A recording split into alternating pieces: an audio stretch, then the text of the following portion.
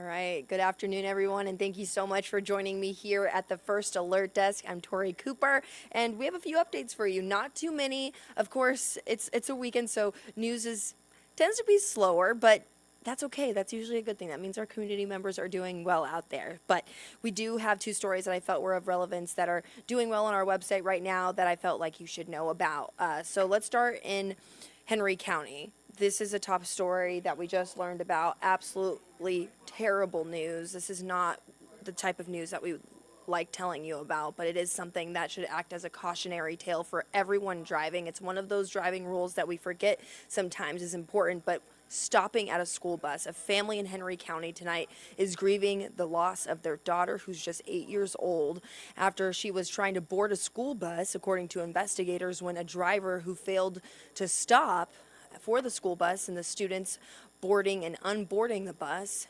struck and hit their child. So the child has not been identified.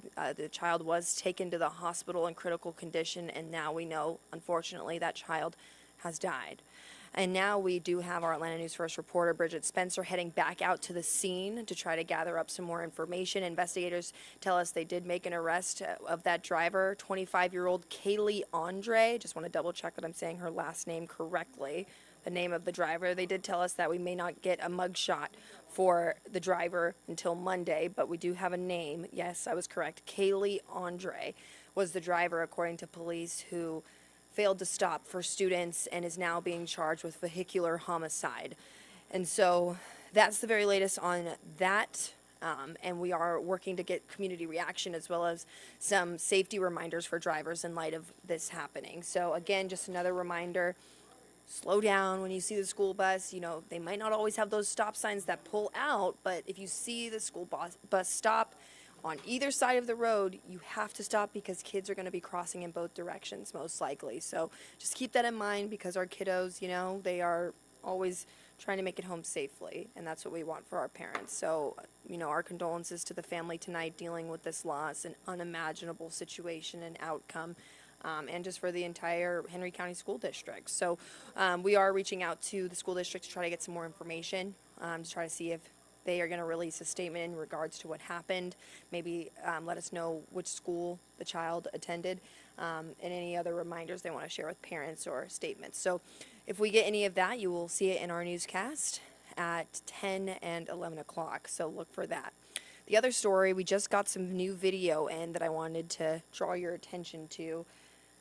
Not a good situation here. This was horrible. You go to get some coffee or some bread and then you lose your life. You know, life is just so fragile, and that's what investigators in Lawrenceville tell us happened early this morning around 7 a.m. They tell us that a man was shot outside of a bakery in Lawrenceville. I'm going to play out this video from the scene if you want to come take a look at this.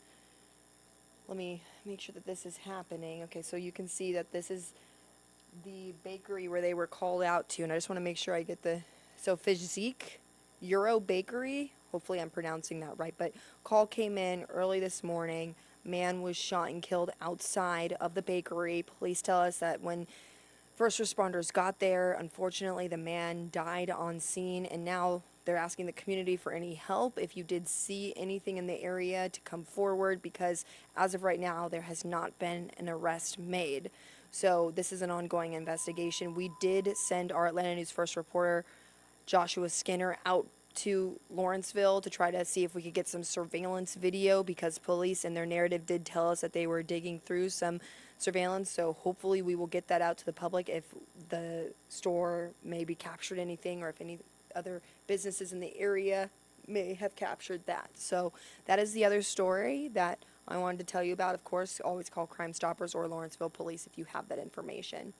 So really, those are the main two stories that are doing well on our website, have a lot of interest right now, and it's definitely the top things we're keeping an eye on and following, and we have our reporters on both of them. Now, of course, if news breaks or anything changes, we will definitely share that information with you right here and bring it to you first on the First Alert Desk.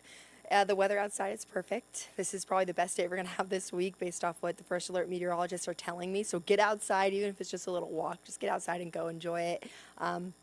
We do also have Black History Month happening. I'm actually working on a story right now on the first a black church in Atlanta, as well as I'm going to be interviewing Usher's mom on Monday. So that's something exciting. As you know, Usher is going to be, and if you didn't know, he's going to be in the Super Bowl coming up this upcoming weekend. So we are excited to highlight a Atlanta native making it big time. I mean, performing in the Super Bowl is an iconic once-in-a-lifetime moment for anyone. So the fact that he's from here in Atlanta, we'll hopefully get a FaceTime phone call with him, and we're going to talk to his mom, and yeah, hopefully we'll get some videos from his Super Bowl experience, and we'll share it with you right here on Atlanta News First. But those are just some stories I figured I'd share with you since I have you here, and it's not all gloom and doom.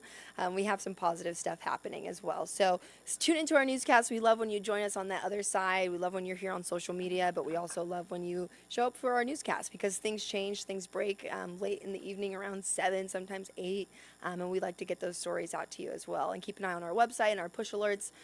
We always try to break news as fast as we can with the most accurate way possible. So have a great rest of your evening, and we will see you on the other side at 10 and 11 o'clock. 10 o'clock is on Peachtree TV, and 11 o'clock is on WANF, the CBS affiliate. So we will see you there, and enjoy your night, and we will have another update from the First Alert Desk from Carly Barnett at 8 o'clock.